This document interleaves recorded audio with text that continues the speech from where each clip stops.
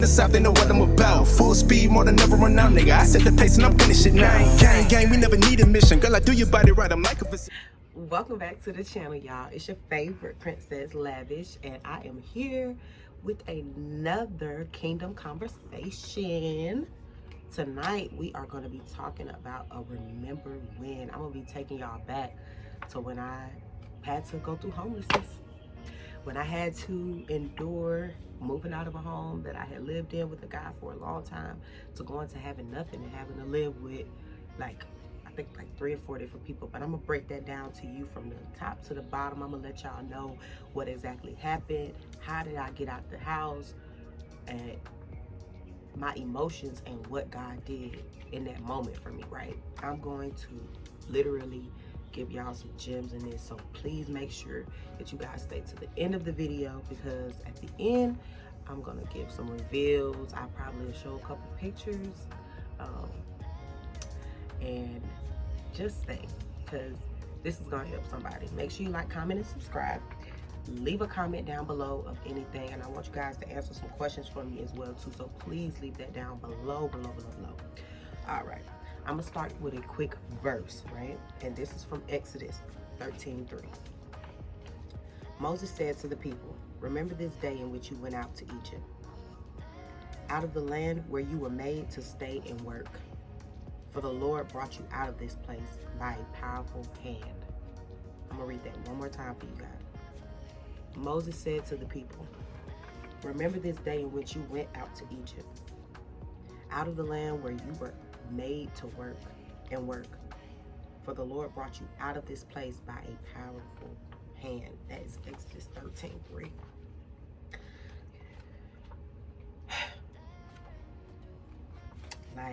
I feel like sometimes we like to forget what happens to us because we like to live in this, world where we just want to move on. We don't want to think about the bad things and the grace that God gave us during tough times. We tend to blame it on ourselves that we did it. But in retrospect, you didn't do anything. I'm going to just be 100% honest with you. You didn't do anything, right? So I remember a time, this was maybe about, I'm 27. This was maybe about 4 or 5 years ago. I had just got out of a 5-year relationship. We lived together, and we had got into it the day before, really bad. It was very bad. And the next day, he came back to move his things out. And so I was not at the house that day. I was at the house, but it's a crazy situation. It all started from a Cracker Barrel, right? Well, that day started out at Cracker Barrel. My mom was there, me, my ex, my mom, my sister. We all went to the Cracker Barrel, and some things popped off at the Cracker Barrel. So after the Cracker Barrel situation, he rode with his aunt, because she came to the Cracker Barrel, and I rode my family home, and we took a little quick detour to go to Home Depot, because I told you guys in the last video, that never have I ever, that I kicked the door into my home. So that was that situation. So the next day, he was in the car with his aunt going home, and they went and got a U-Haul, came back to our apartment, and took everything, because at that time I didn't have anything to myself. I didn't own anything. My storage unit had gotten robbed, so I had lost a lot of things, and it wasn't even like people did that. I believe God was setting me up. God set me up for exactly what my ex did to me. Everything that we went through in those 4 to 5 years, God was setting me up, because he knew that situation was coming, and he wanted to strip me of everything. Now, remind you guys, I'm a pretty privileged, not to sound, I don't want to boast, but I come from middle class, probably upper middle class. My family that was never poor or things like that. So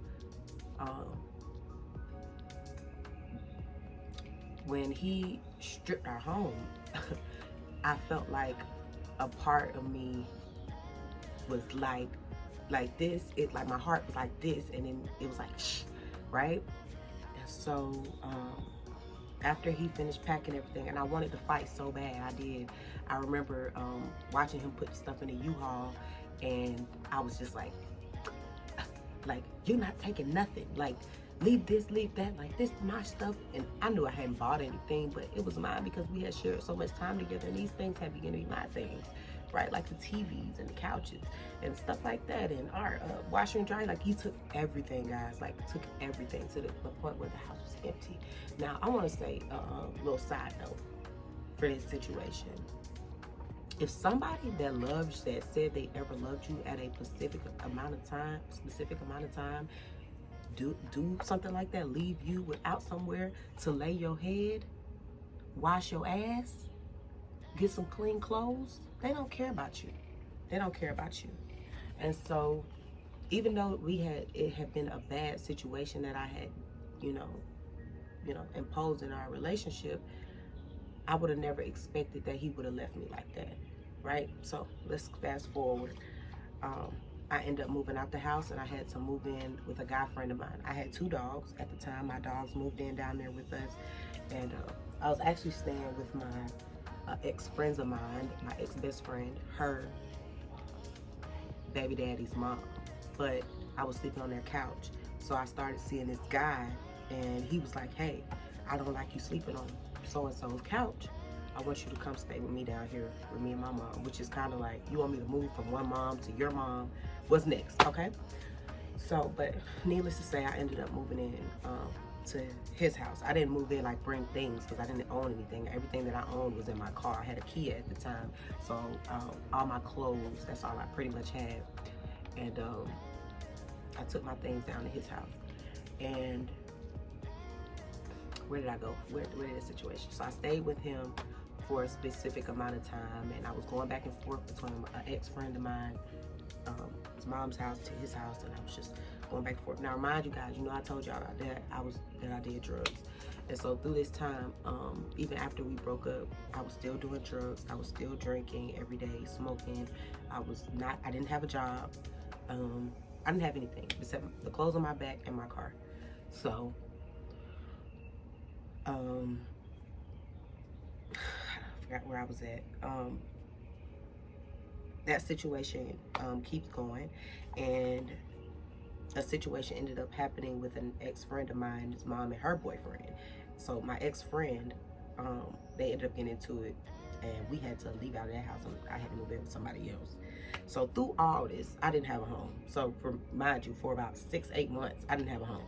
I was moving from couches, living with people's moms, living with just random guys, living with, because he wasn't a random guy.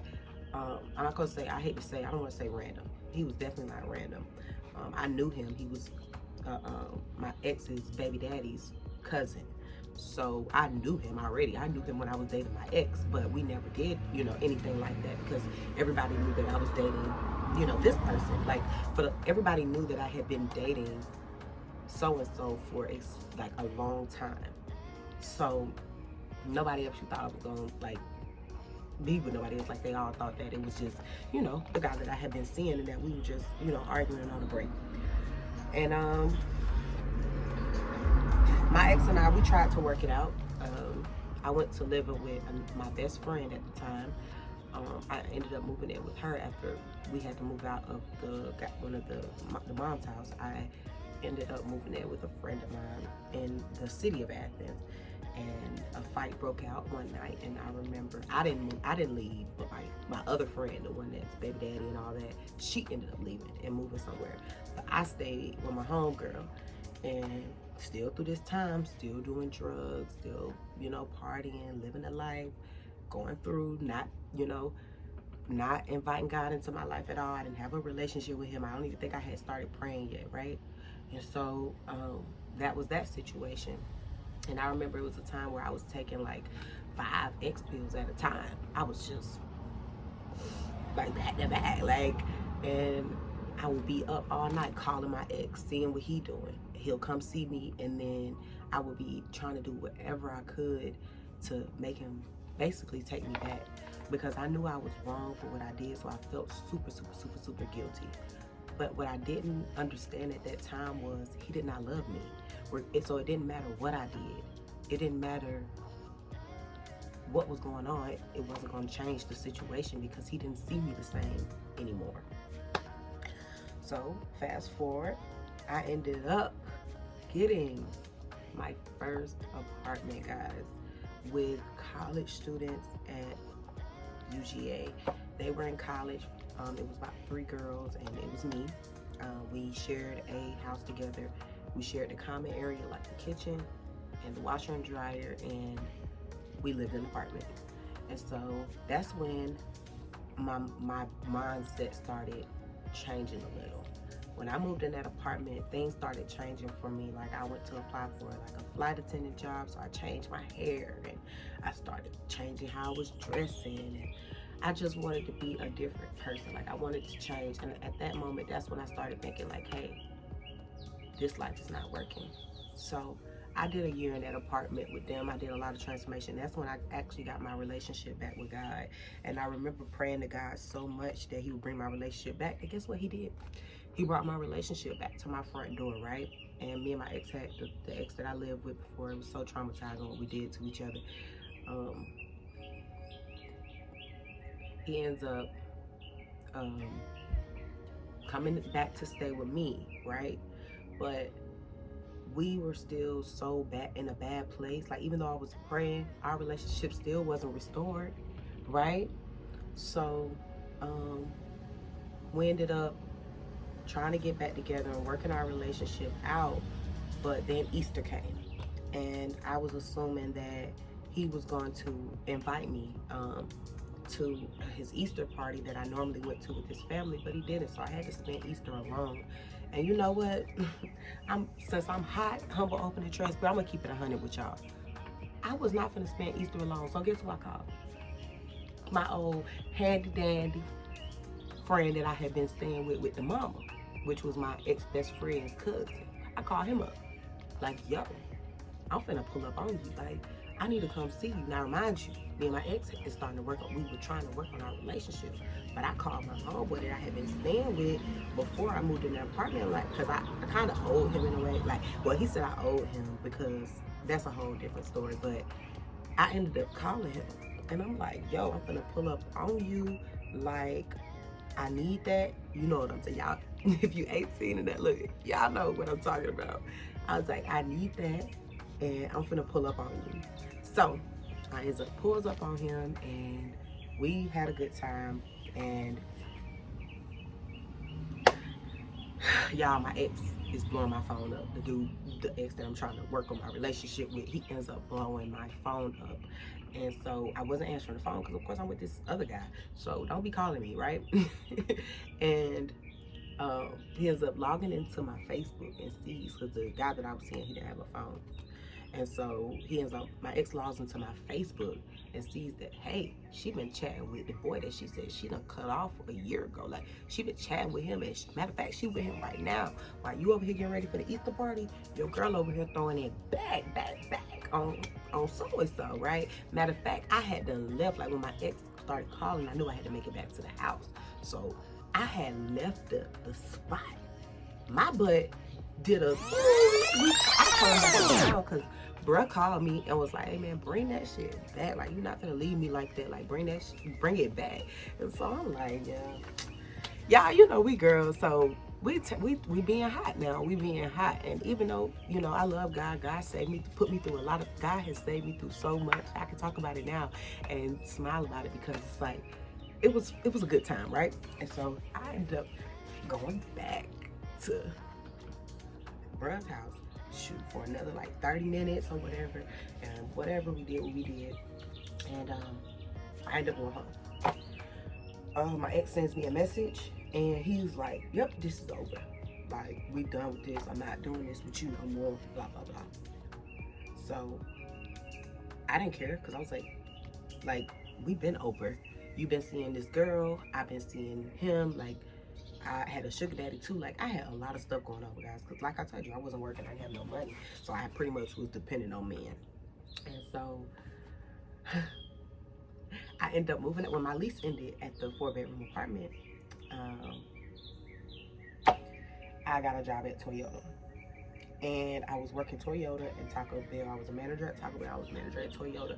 But when my lease ended, I didn't renew it my leasing time. So it was a point in time in my life where I had to sleep in my car, working at Toyota, and I was sleeping in a motel. So I was sleeping in my mom's Lexus. I had all my stuff in my mom's Lexus, and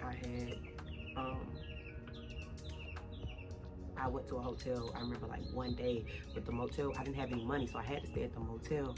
But it was so dirty, I couldn't go back. And I didn't even sleep under the cover. I remember sleeping on top of it because it was just so dirty. It was like one of those, it was in like, is it Brazelton? Winder. It was in, no one Winder.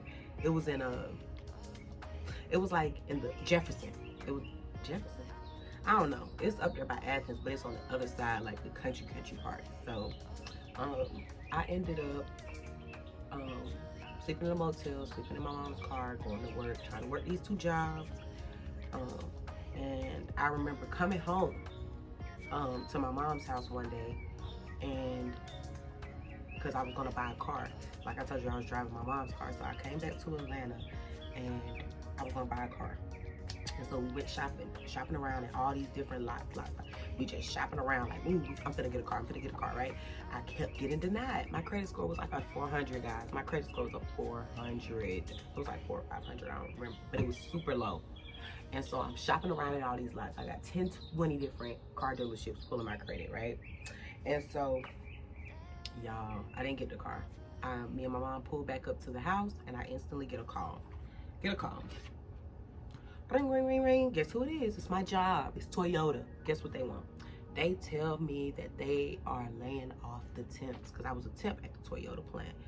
I was like, you're laying who off? Like, who? Like, oh, we don't need, you know, the temporaries anymore. We're going to go full time with, you know, our workers. And yeah, we don't need you.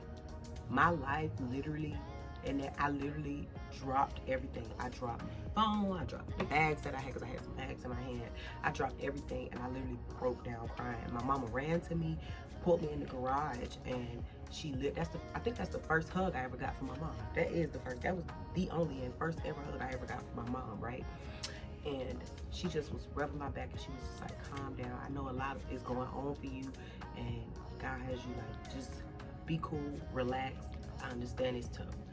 And I just remember bawling my eyes out. And mind you guys, I'm homeless now. I am homeless. I didn't have a home. I don't even think my mom knew that I was sleeping and like I was in my car and at the hotel. But I just broke down. And that day, I made my decision to never go back to Athens. That day, I made a decision I would never go back to Athens. And that I was done. I was done with that life. So, anyways, the days that I didn't go back to Athens, because I was actually going to work that day. It was a Sunday. I had to work that night. So I was actually finna get on the road that night to make it to work. But they called me, told me that we were fired. So it was tough. I ended up staying with my mom. About 2 weeks later, I went to the community college up the street from her house, and I enrolled in community college. I didn't know what I was getting myself into. I just said, I'm just gonna take a chance. I'm gonna take a chance. I had always knew about Georgia military, but I never thought about going to college. I had been running away from college for years. I didn't want to go. I had so many other things that I wanted to do for myself that did not involve going to college, right? Meanwhile, I didn't have nothing to do, because if I had things to do, I wouldn't have gotten in so much trouble. So, I end up getting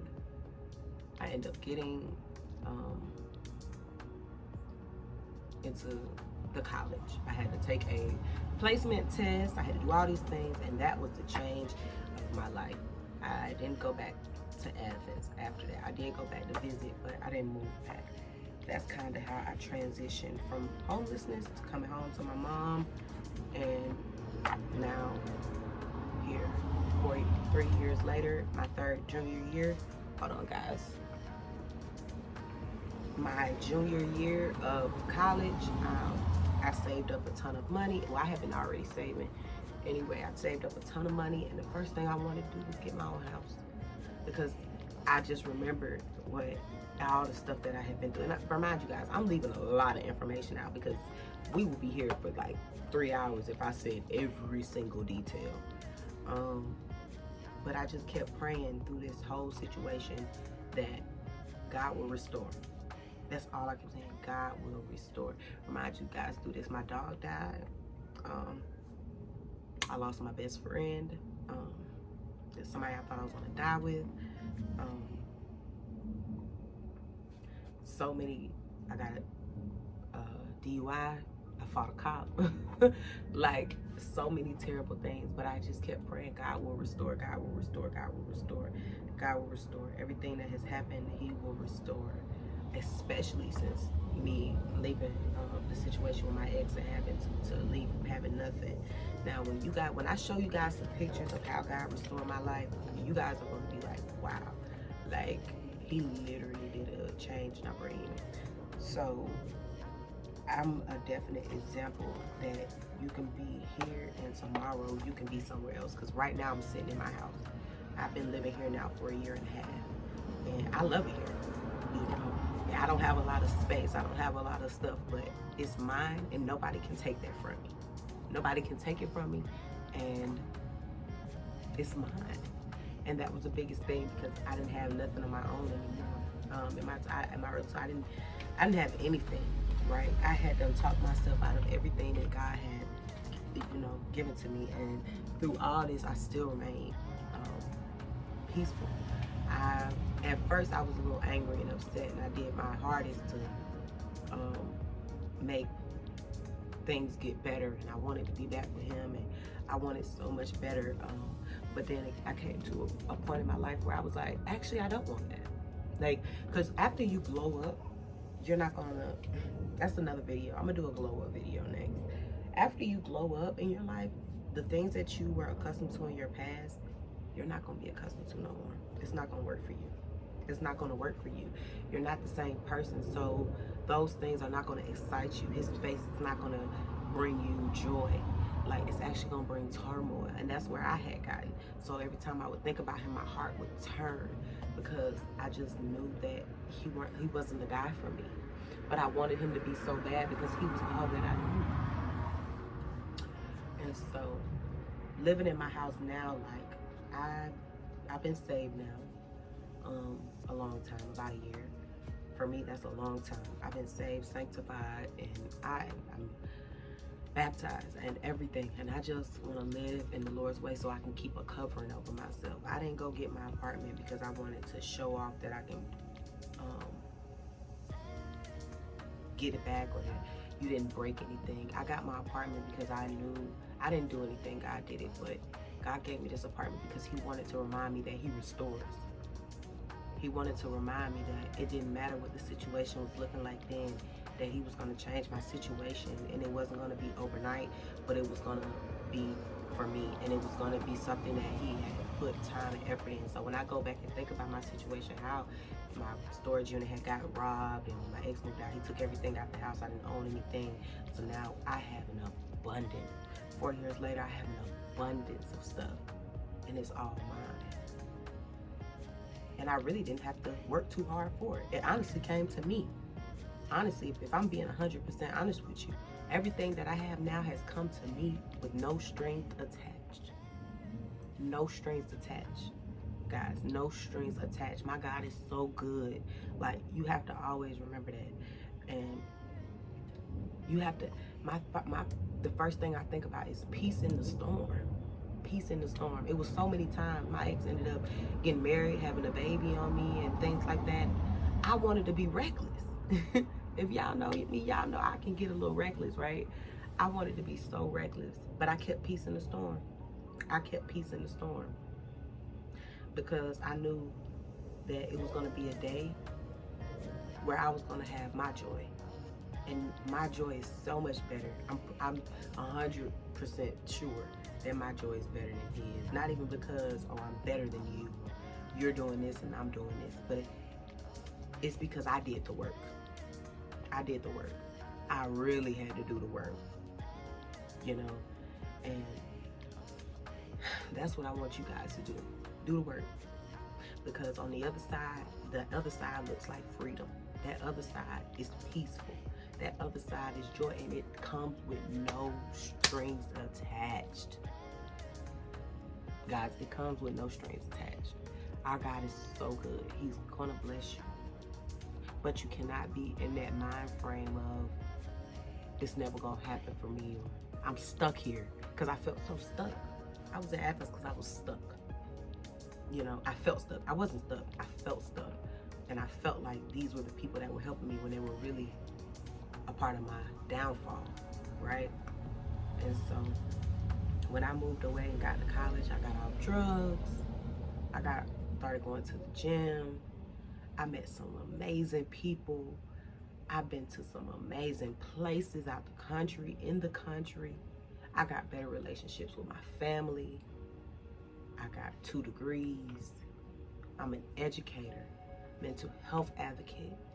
I do so much. I fill my life up. I filled it up with so much positive things, and I only look forward to where my life is going now. I'm only looking forward to the blessings that God has for me, because I know this is only the beginning.